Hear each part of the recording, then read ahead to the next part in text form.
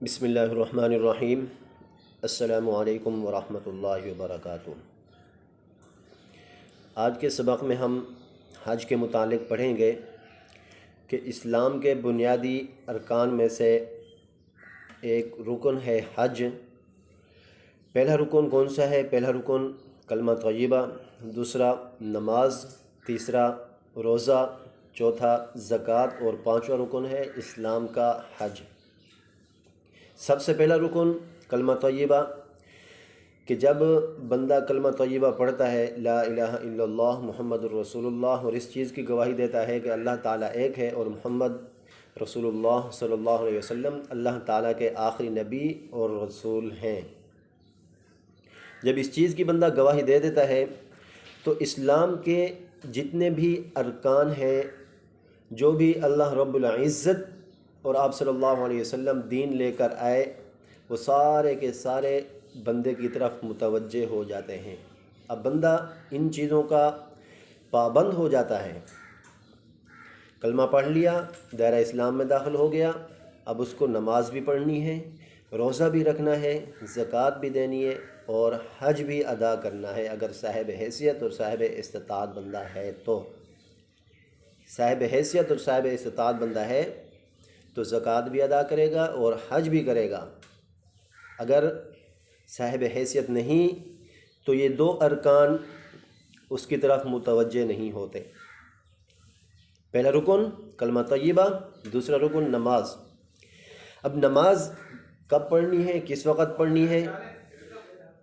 آپ صلی اللہ علیہ وسلم کے لائے ہوئے دین اور اسلامی تعلیمات سے ہمیں پتہ چلتا ہے کہ بچہ جب 7 سال کی عمر کو پہنچ جائے تو ان کے والدین اپنے بچے کو تاکید کریں گے، اس چیز پر تنبیہ کریں گے کہ وہ بچہ نماز پڑھے اور اس چیز پر سختی کریں گے۔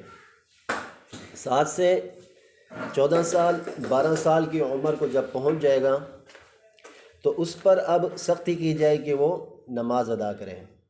جب بلوغت کی عمر کو پہنچے گا تو پھر اس پر نماز فرض ہو جائے گی، پھر کسی بھی صورت نماز معاف نہیں ہے۔ ہاں اگر بیمار ہے، کھڑے ہو کر نماز پڑھنے کی طاقت اور سکت نہیں رکھتا تو بیٹھ کر بھی طاقت نہیں رکھتا تو لیٹ کر بھی طاقت نہیں ہے، اس قدر لاغر اور بیمار اور کمزور ہو چکا ہے، تو پھر اسلامی تعلیمات سے ہمیں یہ معلوم ہوتا ہے کہ شریعت یہ کہتی ہے کہ اشاروں سے نماز ادا کر لے، لیکن نماز کسی بھی صورت معاف نہیں ہے۔ اگر سفر کی حالت میں ہے تو اسلامی تعلیمات سے ہمیں یہ پتہ چلتا ہے کہ نماز قصر کرے گا، اگر 4 رکعت نماز ہے تو 2 رکعت نماز ادا کی جائے گی۔ اسی طرح نماز کے بعد ہے روزہ۔ روزہ سال میں ایک مہینہ آتا ہے رمضان المبارک کا، ہر بالغ اور عاقل شخص پر رمضان المبارک کے روزے رکھنا فرض ہے، کسی بھی صورت معاف نہیں ہے۔ ہاں اگر سفر کی حالت میں ہے، مسافر ہے، تو اسلامی تعلیمات سے ہمیں یہ معلوم ہوتا ہے کہ دوران سفر روزے کی چھوٹ ہے، جب سفر سے انسان واپس آ جائے گا، سفر جب ختم ہو جائے گا تو پھر ان روزوں کا اعادہ ضروری ہے۔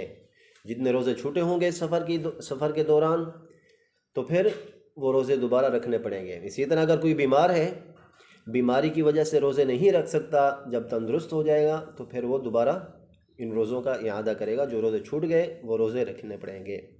اس کے بعد زکوٰۃ ہے، اسلام کا چوتھا رکن، بنیادی ارکان میں سے چوتھا رکن زکوٰۃ ہے۔ ہر صاحب حیثیت اور استطاعت شخص پر، جس کو اللہ رب العزت نے اتنا مال دیا ہو کہ جس کی قیمت تقریباً 52.5 تولے چاندی کے قریب یا لگ بھگ اتنی قیمت اگر سارا مال جمع کیا جائے، اتنی مقدار تک اگر پہنچ رہا ہو اور پورا سال اس کے پاس اتنی دولت اور اتنا پیسہ اور روپیہ جمع ہو، ایک دن بھی آگے پیچھے نہیں ہوا، ختم نہیں ہوا، تو ایسے شخص پر پورا سال اگر اس کے پاس اتنا پیسہ روپیہ موجود تھا تو ایسے شخص کو زکوٰۃ ادا کرنا واجب اور فرض ہوتا ہے، ضروری ہوتا ہے۔ اس کے بعد پانچواں رکن ہے حج۔ حج اسلام کا پانچواں رکن ہے۔ حج بھی صاحب حیثیت شخص پر فرض ہوتا ہے کہ جب وہ حج کرنے کے لیے جائے اس کو یقین ہو اور معلوم ہو اتنا کہ بھئی میں حج کرنے جا رہا ہوں، تو اس دوران جتنے دن میں حج کی ادائیگی کے جو ایام ہوتے ہیں، جو دن ہوتے ہیں، میرے گھر والوں کو اور مجھے کسی قسم کی پریشانی کا سامنا نہیں کرنا پڑے گا۔ جب میں حج کرنے کے لیے جاؤں گا تو میرے گھر والے پیچھے سکون سے رہیں گے، ان کو کسی قسم کی تنگی کا سامنا نہیں کرنا پڑے گا، اور حج کر کے وہ واپس لوٹ آیا تو ایسے شخص پر حج فرض ہو جاتا ہے۔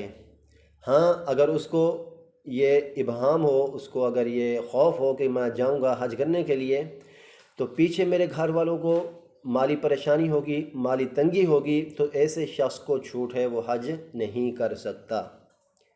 اسلام کا پانچواں رکن حج تھا۔ حج کے لغوی معنی کیا ہے؟ ارادہ کرنا، زیارت کا ارادہ کرنا، اور شریعت میں اصطلاح میں حج کہتے ہیں کہ بیت اللہ شریف کی زیارت، اور کچھ اعمال مخصوصہ ایسے ہیں جن کے ادا کرنے سے حج ادا ہوتا ہے، اس کو مناسک حج کہتے ہیں۔ یہ ہے اس کی اصطلاحی تعریف کہ بیت اللہ شریف کی زیارت اور چند مخصوص اعمال کو جو مناسک حج کہلاتے ہیں ادا کرنے کو حج کہا جاتا ہے۔ بقیہ جتنی بھی عبادات ہیں، کچھ عبادات ایسی ہیں جن کا تعلق صرف بدن کے ساتھ ہے، اور کچھ عبادات ایسی ہیں جن کا تعلق صرف اور صرف مال کے ساتھ ہے۔ مثلا نماز ایسی عبادت ہے جس کا تعلق صرف بدن کے ساتھ ہے، مال کے ساتھ نہیں، اور اسی طرح زکوٰۃ ایسی عبادت ہے جس کا تعلق صرف مال کے ساتھ ہے، بدن کے ساتھ نہیں ہے۔ لیکن حج ایک ایسی عبادت ہے جس کا تعلق مال کے ساتھ بھی ہے اور بدن کے ساتھ بھی۔ حج بدنی عبادت بھی ہے اور مالی بھی۔ ہر ایسا بالغ مسلمان جو بیت اللہ جانے کی استطاعت رکھتا ہو، اس پر زندگی میں ایک بار حج کرنا فرض ہے۔ جو صاحب حیثیت شخص ہے، جو بیت اللہ جانے کی استطاعت رکھتا ہو، جب وہاں چلا جائے گھر والوں کو اور اس کو مالی تنگی کا سامنا نہ کرنا پڑے، تو ایسے شخص پر زندگی میں ایک بار حج فرض ہو جاتا ہے۔ قرآن کریم میں اس کی دلیل موجود ہے۔ اللہ رب العزت نے فرمایا وَلِلَّهِ عَلَى النَّاسِ حِجُّ الْبَيْتِ مَنِ اسْتَطَاعَ إِلَيْهِ سَبِيلًا۔ کیا معنی؟ لوگوں پر اللہ رب العزت کا یہ حق ہے کہ اس کے گھر کا حج کرے، اس کے گھر کی زیارت کرے، اور جو کوئی بھی اس کی طرف جانے کی استطاعت رکھتا ہو، اس کی سکت اور طاقت رکھتا ہو، تو اس شخص کو چاہیے کہ وہ جا کر بیت اللہ کی زیارت کرے، حج کرے۔ آپ صلی اللہ علیہ وسلم نے ارشاد فرمایا، جس شخص کو کسی بیماری یا واقعی کسی قسم کی ضرورت یا کسی ظالم حکمران نے روک رکھا ہو، اس کے باوجود وہ حج نہ کرے، وہ چاہے یہودی ہو کر مرے یا نصرانی ہو کر۔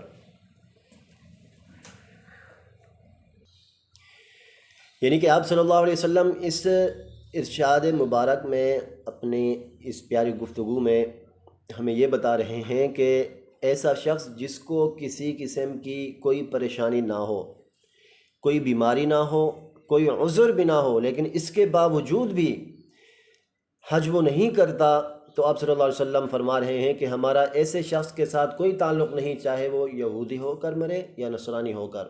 کتنی بڑی سخت وعید کی بات ہے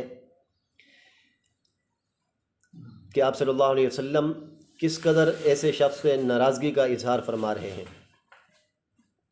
یہ تھے اسلام کا جو پانچواں رکن تھا حج، اس کی کچھ ہم نے تعریفات پڑھی، اور اسلام کے جو بنیادی ارکان تھے، کلمہ طیبہ، نماز، روزہ، زکوٰۃ، حج، اس کے متعلق ہم نے پڑھا۔ حج کا لغوی معنی پڑھے۔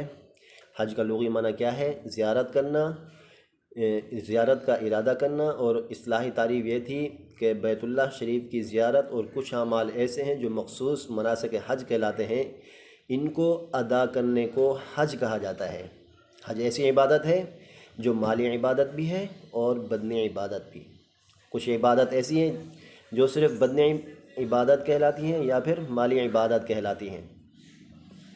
یہ ہم نے آج کے سبق میں پڑھا۔ انشاءاللہ تعالیٰ اگلے سبق میں مناسک حج اور جو فرض ہیں اور کچھ چیزیں ایسی ہیں جو واجبات کہلاتی ہیں، انشاءاللہ تعالی وہ اگلے سبق میں ہم پڑھیں گے۔ السلام علیکم ورحمۃ اللہ وبرکاتہ۔